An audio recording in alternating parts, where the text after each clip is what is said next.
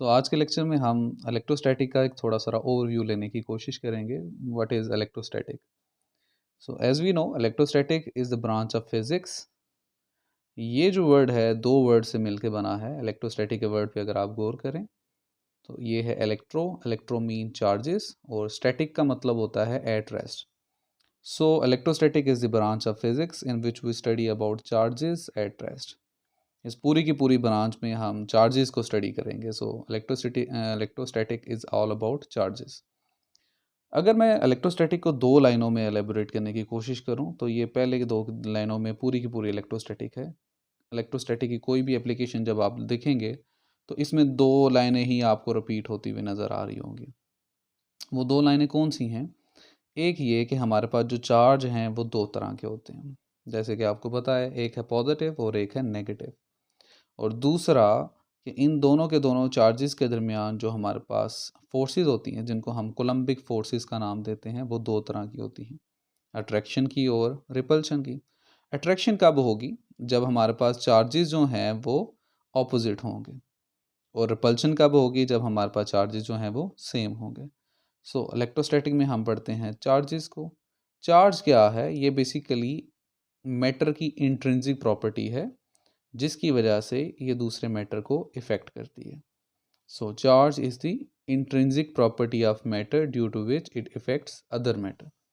Intrinsic property का मतलब है कि ये कुदरती तौर पे पाई जाने वाली प्रॉपर्टी है मैटर की। जिस तरह आपके हार्ट को कभी किसी ने बताया नहीं है कि उसने ब्लड पंप करना है, और आपके लंग्स को कभी किसी ने ये सिखाया नहीं है कि आपने किस तरह से गैसेस को एक्सचेंज करना है। ये प्रॉपर्टी खुद ब खुद उनके अंदर पाई जाती है।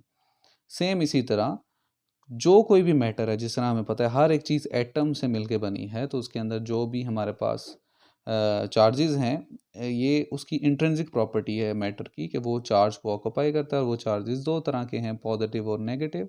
और उनके दरमियान जो फोर्सेस हैं वो दो तरह की होती हैं, रिपल्शन की और अट्रैक्शन की। और आज हम इनको नाम देते हैं कोलम्बिक फोर्सेस का। इलेक्ट्रोस्टैटिक की बुनियाद उस टाइम पे हुई जब हमें चार्ज डिस्कवर किया, और पहला जो बंदा जिसने डिटेल से चार्जेस को स्टडी किया वो था कोलम। कोलम्बिक फोर्सेस को स्टडी करता है कोलम, जिसको हम बोलते हैं Coulomb's law. Very famous question. इस चैप्टर में आपने इलेक्ट्रोस्टैटिक्स, चार्जेस, कोलम्बिक फोर्सेस को पढ़ने के बाद हमने कोलम्स लॉ को पढ़ा, जो कि हमें बताता है कि ये जो अट्रैक्शन और रिपल्शन की फोर्सेस है चार्जेस के दरमियान, वो कितनी चीज़ों पे डिपेंड करती है। कोलम लॉ ने हमें बताया कि हमारे पास ये जो फोर्सेस हैं वो दो चीज़ों पे डिपेंड करती हैं। एक है मैग्नीट्यूड ऑफ चार्जेस और दूसरा है डिस्टेंस बिटवीन चार्जेस। हमारे पास ये जो फोर्स होती है, कोलम्बिक फोर्सेस, ये चार्जेस के मैग्नीट्यूड के डायरेक्टली प्रोपोर्शनल है। मतलब चार्जेस का मैग्नीट्यूड जितना ज़्यादा, कोलम्बिक फोर्सेस उतनी ज़्यादा। और चार्जेस की मैग्नीट्यूड जितनी कम, कोलम्बिक फोर्सेस उतनी कम। लेकिन डिस्टेंस में इतना सिंपल केस नहीं है। डिस्टेंस के साथ इसका इन्वर्स रिलेशन है, लेकिन सिंपल इन्वर्स रिलेशन नहीं है, बल्कि स्क्वायर के मुताबिक है। यही वजह है कि जो कोलम लॉ है ये है, इसको हाँ, इसका जो दूसरा नाम है वो इन्वर्स स्क्वायर लॉ है। यहाँ पे एक चीज़ याद रखें, जो कोलम लॉ है वो बिल्कुल एग्जैक्टली फॉलो करता है लॉ ऑफ न्यूटन का, जो लॉ ऑफ ग्रेविटेशन है, और दूसरा न्यूटन का थर्ड लॉ। हमारे पास जो इक्वेशंस हैं वो भी मिलती जुलती नज़र आ रही होंगी। लॉ ऑफ ग्रेविटेशन का दूसरा नाम भी इन्वर्स स्क्वायर लॉ है, और कोलम लॉ का भी दूसरा नाम इन्वर्स स्क्वायर लॉ है। इसका मतलब क्या है? इन्वर्स रिलेशन का तो एक मतलब हो गया कि डिस्टेंस जितना बढ़ेगा फोर्स उतनी कम होगी, और डिस्टेंस जितना कम होगा फोर्स उतनी ज़्यादा होगी। उल्टा रिलेशन होगा इनके दरमियान। लेकिन स्क्वायर का मतलब ये है कि अगर हम दो चार्जेस के दरमियान डिस्टेंस को डबल करें तो उनके दरमियान जो फोर्स है वो डबल के स्क्वायर के मुताबिक कम होगी। मतलब दो का स्क्वायर 4। इसी तरह दो चार्जेस के दरमियान हम डिस्टेंस को 3 गुना बढ़ा दें, दूर ले जाएं, दूर लेके जा रहे हैं, तो फोर्स वीक होगी। कितनी वीक होगी? 3 का स्क्वायर, दैट इज़ 9। इसी तरह अगर हम दो चार्जेस को 4 टाइम दूर ले जाएं, 4 गुना उनका डिस्टेंस जो है वो बढ़ा दें, तो डिस्टेंस बढ़ता जा रहा है, तो उनके दरमियान जो कोलम्बिक फोर्स है वो वीक होगी। लेकिन कितनी वीक होगी? 4 का स्क्वायर। 4 का स्क्वायर है 16। यही वजह है कि हम इसको बोलते हैं इन्वर्स स्क्वायर लॉ। तो कोलम लॉ ने हमें बताया कोलम्बिक फोर्सेस के बारे में कि दो चार्जेस के दरमियान जो कोलम्बिक फोर्सेस हैं वो इन दो चीज़ों पे डिपेंड करेंगे।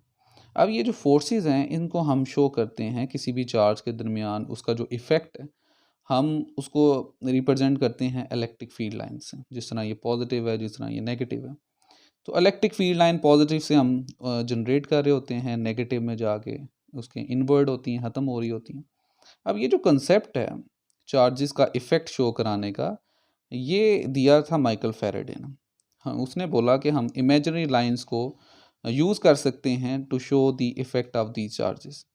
बल्कि उसका ये कंसेप्ट जितनी भी हमारे पास नॉन कॉन्टैक्ट फोर्सेस थी, जिस तरह मैग्नेटिक फील्ड है, इलेक्ट्रिक फील्ड है, ग्रेविटेशनल फील्ड है, जितनी भी नॉन कॉन्टैक्ट फोर्सेस हैं, जिसमें एक मटेरियल जो है वो बिना टच किए दूसरे मटेरियल पे इफ़ेक्ट रखता है, उन सब को इन लाइंस की मदद से उनका इफ़ेक्ट जो है वो रिप्रेजेंट किया जा सकता है।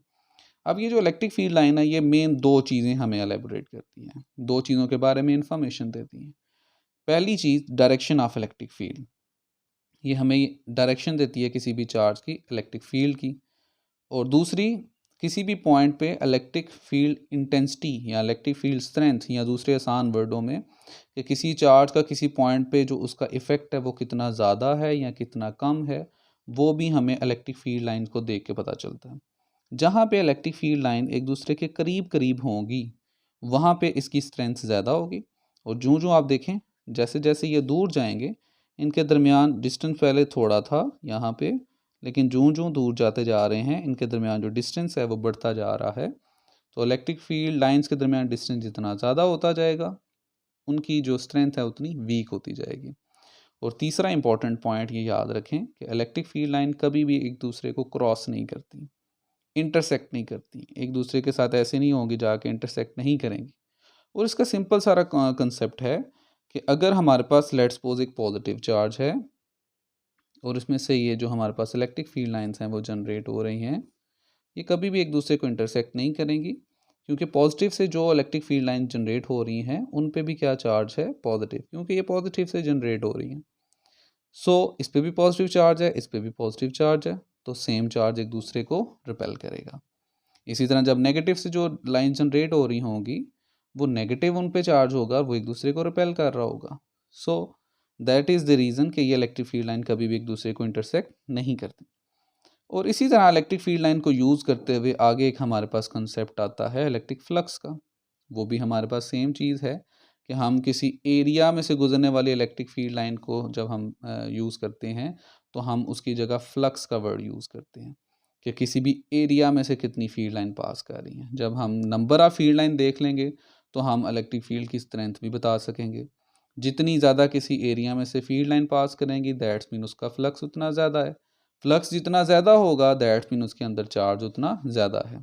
तो गॉसेस लॉ, जिस तरह इसके आगे गॉसेस लॉ जो है वो यही काम करता है, वो किसी भी क्लोज सरफेस में कितना चार्ज मौजूद है उसके बारे में इंफॉर्मेशन हमें देता है। सो electrostatic is all about charges, कि चार्जेस है क्या, वो कितनी किस्म के हैं, वो एक दूसरे पे इफ़ेक्ट किस तरह रखते हैं, किस तरह इस इफ़ेक्ट को हम स्टडी करते हैं, और किस तरह हम इस इफ़ेक्ट को इलेक्ट्रिक फील्ड लाइन की मदद से रिप्रेजेंट कर सकते हैं। और आगे इसकी एप्लीकेशन के तौर पे हम पढ़ते हैं कैपेसिटर को।